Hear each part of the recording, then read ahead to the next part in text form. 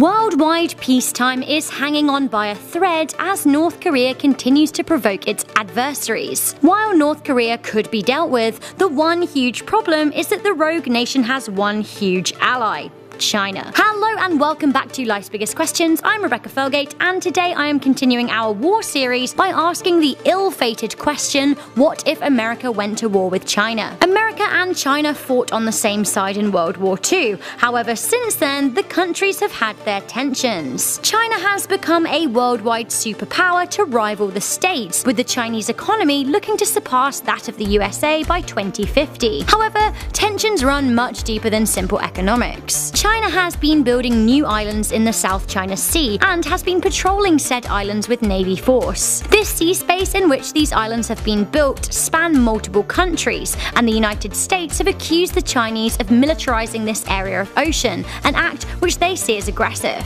Meanwhile, China does not like America's insistence of playing world police, and they consider this to be an imposition on their private affairs. Again, meanwhile, China was extremely displeased at America's airstrike in Syria in 2017. Donald Trump decided to retaliate to the Syrian President Bashar al-Assad's use of chemical weapons on his people via a series of targeted attacks on his military bases. Of course, this is all before we even get to North Korea, with which China shares a border. An airstrike on North Korea could very well inadvertently force the Chinese and Americans into a war of their very own. If these two countries found themselves at war, international response would depend on who the aggressor was thought to be. If China struck first, America could summon its allies in Canada, Japan, South Korea, and the UK, and the majority of Europe. This would force China to strengthen its relationship with Russia, Mexico, and North Korea, creating worldwide tension and possible world war. If America was painted as the aggressor though, they could find themselves alone on the fighting stage, with China coming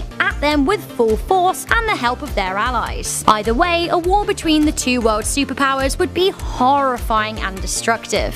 China has a population of 1.35 billion people, with 2.3 million of them in the frontline army. They have 9,000 tanks, 67 submarines, and close to 3,000 aircraft, including the insane J-20 stealth fighter. China also has a nuclear arsenal of around 260 warheads. The Chinese could inflict serious damage to America and its allies, with Hawaii looking pretty vulnerable. Again, it would be perfectly within the reach of the Chinese army to hit Washington State, Oregon, and California, and perhaps even further. Of course, if Russia were to fight on the side of the Chinese, Alaska would be in serious danger, as would America's Canadian allies. Let's see how America's military strength can match up to the Chinese threat. America has a much smaller man army with just 1.2 million soldiers, with a similar number of tanks to the Chinese. America does have far more aircraft at 14,000, but just 5 more submarines than their Asian counterparts. Where America does come up trumps, excuse the pun, is nuclear power. The USA Army has around 6,930 nuclear warheads, by far surpassing the Chinese haul. While arguably the numbers game isn't helpful when it comes to nuclear weapons, as only so many can be launched at one time, America does have the military edge. Once again, the one situation the US does not want to find themselves in at all costs